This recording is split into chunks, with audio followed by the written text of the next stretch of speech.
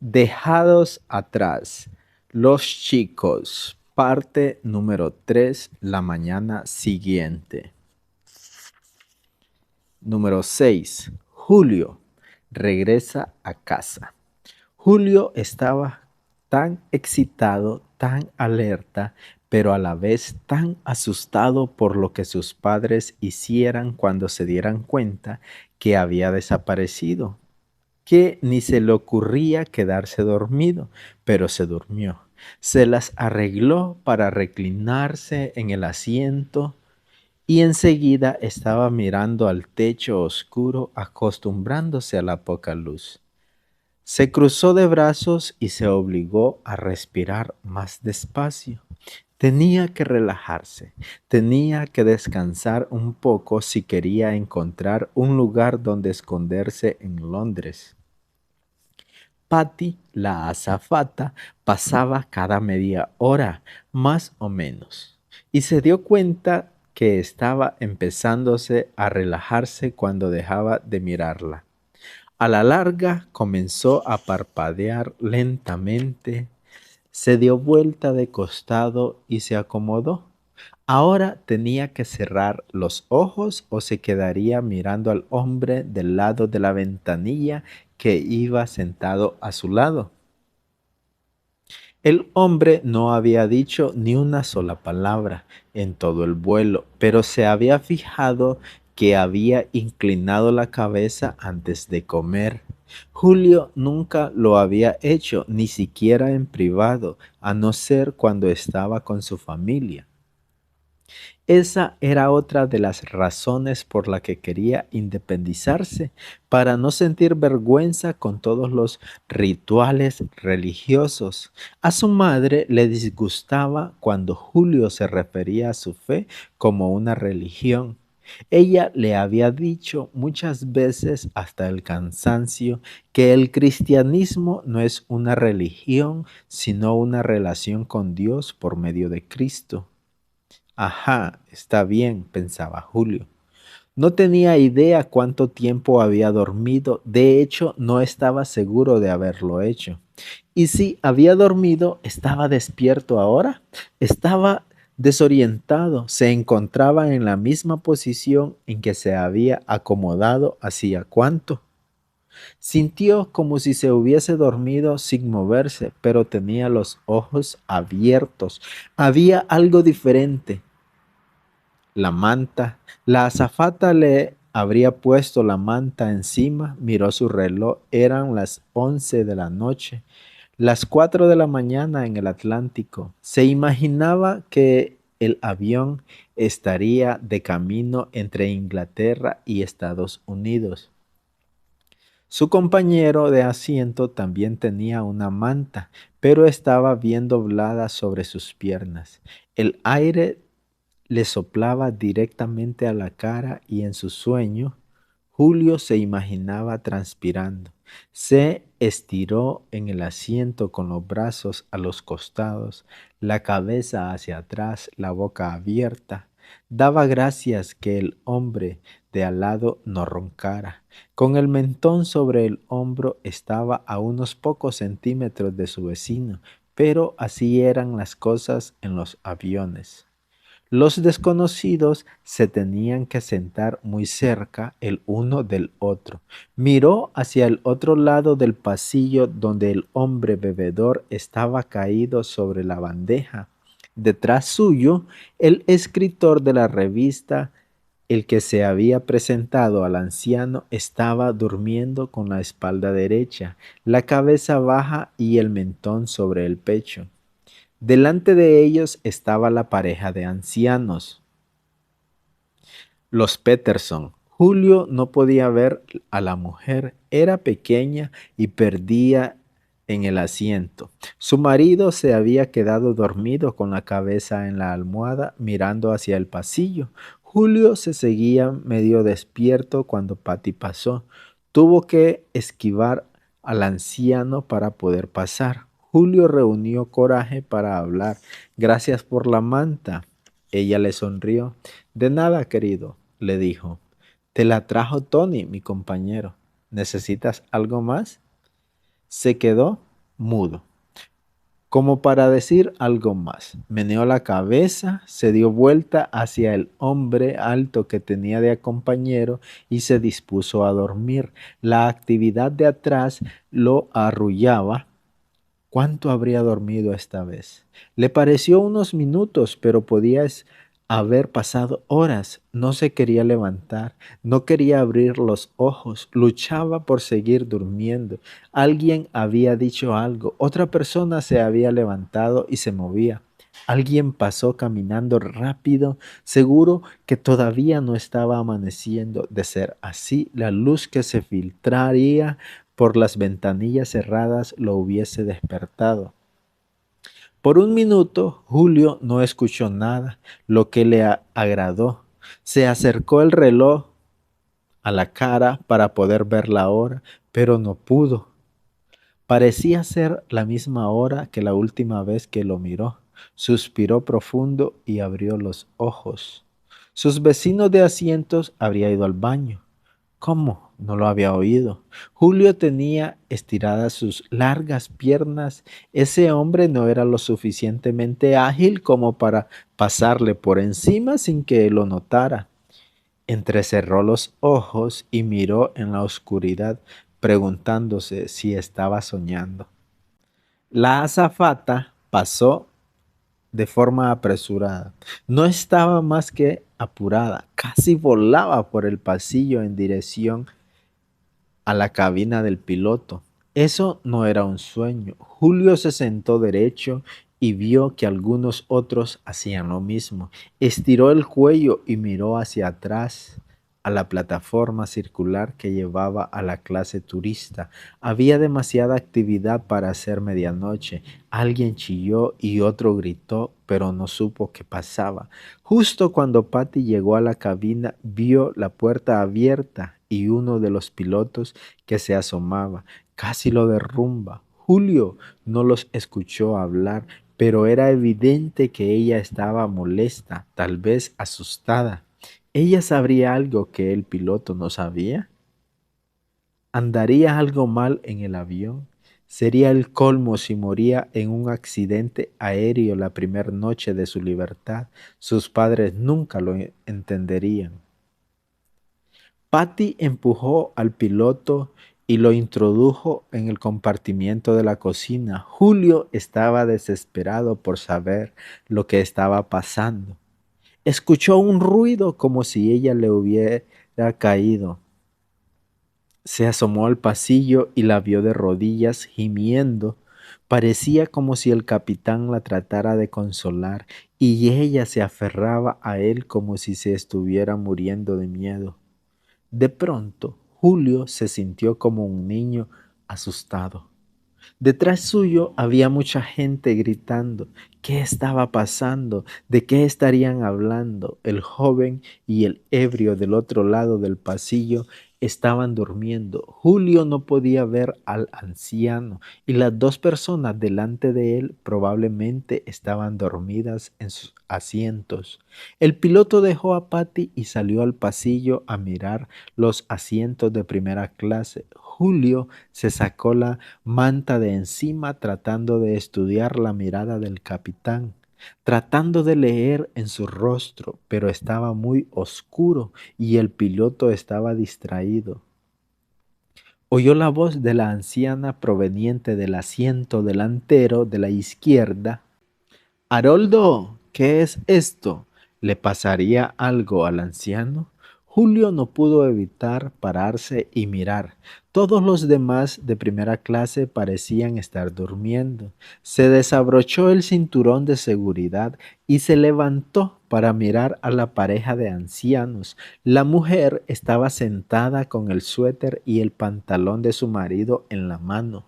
Julio sacudió la cabeza tratando de esclarecer la mente. ¿Qué estaría haciendo con la ropa de su marido?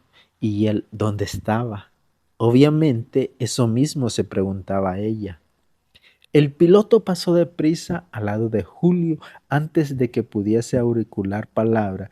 Todo lo que quería saber era qué estaba pasando.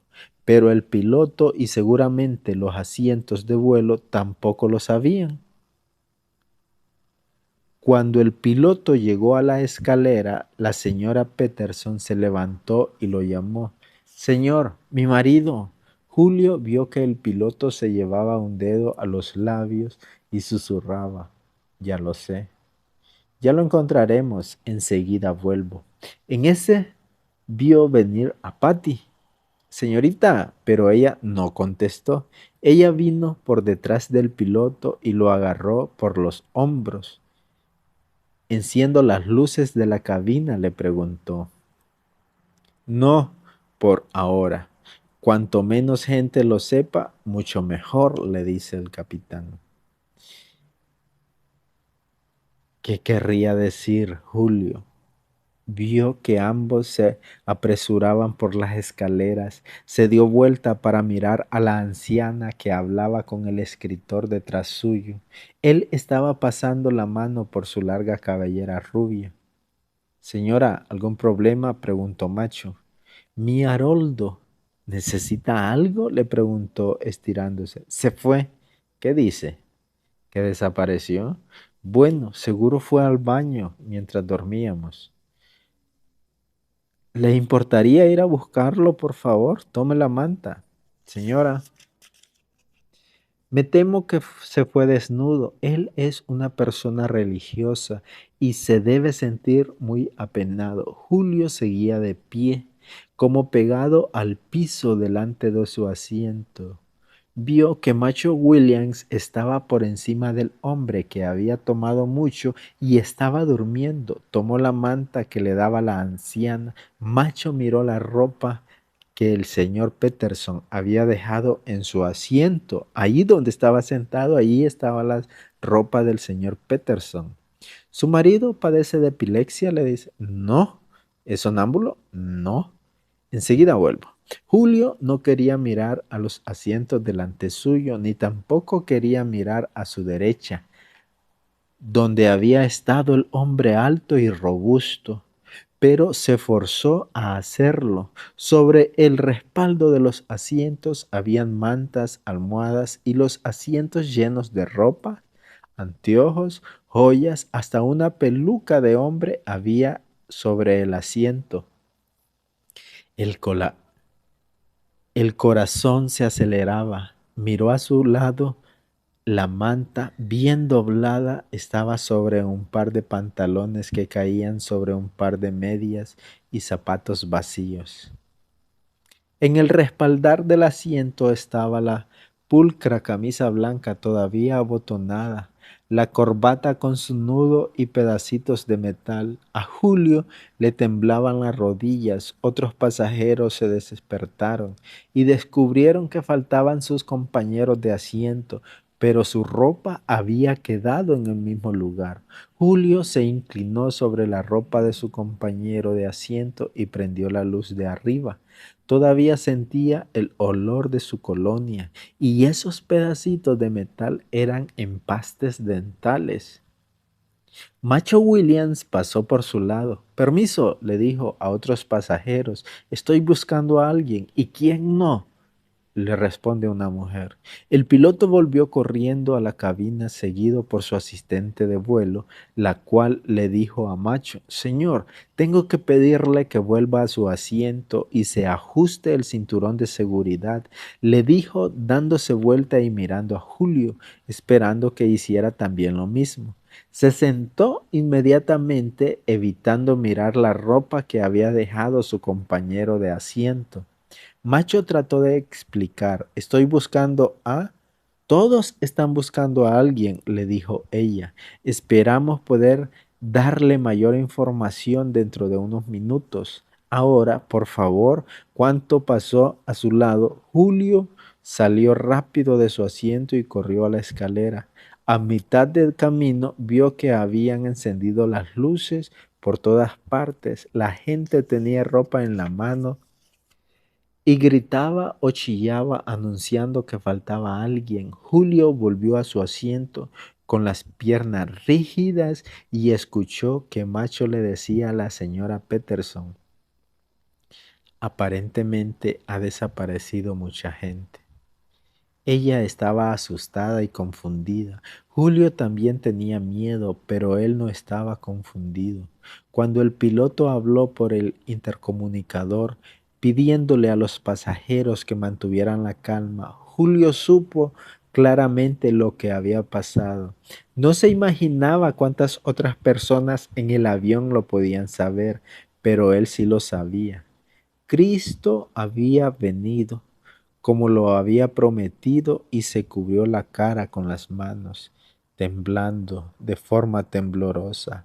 Era la peor pesadilla imaginable y él estaba muy consciente. Él y la mayoría de los pasajeros del avión habían sido dejados atrás. Julio levantó la cabeza cuando Patty se le acercó. Tenía la cara enrojecida, hinchada y respiraba aceleradamente, como queriéndolo controlarse. Se paró en el pasillo, justo al lado de él, y apoyó la mano en el respaldo de su asiento para mantenerse firme. Tenía en el brazo una camisa con corbata, chaleco y la insignia que decía Tony. Se escuchó la voz del piloto por el intercomunicador anunciando que se iban a regresar unas tarjetas para saber quiénes y cuántas personas faltaban. Patty despertó al hombre alcoholizado que estaba durmiendo y le preguntó si faltaba alguien. Con los ojos cargados, preguntó, ¿faltará alguien? No, yo no viajo acompañado. Volvió a cerrar los ojos y Julio se dio cuenta que el hombre no tenía idea de lo que estaba pasando. Más tarde, cuando el capitán anunció que regresaban a Chicago, Julio fue el primero en alegrarse. Nunca había estado tan contento de volver a casa. Su plan, su loco, estúpido y egoísta plan ahora no servía. Le devolvería a su papá el dinero que ya había gastado con la tarjeta de crédito y si no era demasiado tarde, arreglaría las cosas con Dios. Era raro pensar así, pero de pronto se dio cuenta que si estaba en lo correcto, volvería a una casa completamente vacía. Inclinó su cabeza de nuevo y sintió que las lágrimas corrían por su rostro. Del otro lado del pasillo escuchó a Macho diciéndole al hombre dormido, lo siento, amigo, pero vas a querer estar despierto para esto. El ebrio le dijo, si no nos vamos a estrellar, no me molestes, por favor. A pesar de estar aterrorizados, los pasajeros parecían estar dispuestos a regresar a Chicago, porque la mayoría de los aeropuertos estaban atestados o cerrados. También avisaron que se podían encontrar con un desastre en tierra firme, debido a que las desapariciones se habían producido en toda la tierra al mismo tiempo. Julio vio a Patty hablando con Macho. Ella le comentaba que aún más extraño que las desapariciones era que no había quedado ni un solo niño en el avión. Habían desaparecido algunos adultos y adolescentes, pero todos los bebés. Ese comentario despertó al hombre dormido. ¿De qué están hablando ustedes dos? Estamos por aterrizar en Chicago, dijo ella. Debemos apurarnos. ¿Chicago? Preguntó el hombre. Mejor que no sepas, le dijo Macho. Julio miró por la ventanilla mientras el avión atravesaba una nube y parecía la ciudad de Chicago a la vista. Humo, fuego, automóviles fuera de la ruta y estrellados contra árboles, contra carriles o chocados entre sí, aviones hechos pedazos en el suelo, vehículos de emergencia con las luces intermitentes abriéndose paso entre los escombros. Cuando divisaron el aeropuerto fue evidente que nadie iría a ningún lado. Habían aviones hasta donde alcanzaba la vista, algunos chocados, otros incendiados y otros bloqueados en la hilera de aviones. La gente iba por la grama a la terminal. Las grúas y los camiones de auxilio trataban de despejar el paso para que el tráfico fluyera, pero llevaría horas, si no días, hacer todo esto. El piloto anunció que tendrían que aterrizar a 3 kilómetros de distancia de la terminal y que los pasajeros tendrían que bajar deslizándose por el tobogán inflable. A Julio todo lo que le importaba era llegar a tierra. Podría correr hasta la terminal, desde donde llamaría a su mamá, a su papá en casa. Averiguaría quién lo llevaría a su casa y estaba dispuesto a pagar lo que fuera. Tenía la tarjeta de crédito y abundante dinero en efectivo en el bolsillo. Media hora más tarde, cuando Julio, malhumorado, iba pasando a la gente, la cual aumentaba más y más al acercarse a la terminal, vio filas interminables esperando en los teléfonos, en las pantallas de los televisores de todo el aeropuerto. Pasaban las noticias de las desapariciones instantáneas de personas en todo el mundo y solo dejaban la ropa frente a las cámaras. Una enfermera desapareció mientras asistía a una mujer que estaba dando a luz y el bebé desapareció antes de nacer. Un novio desapareció cuando le estaba poniendo el anillo en el dedo a la novia.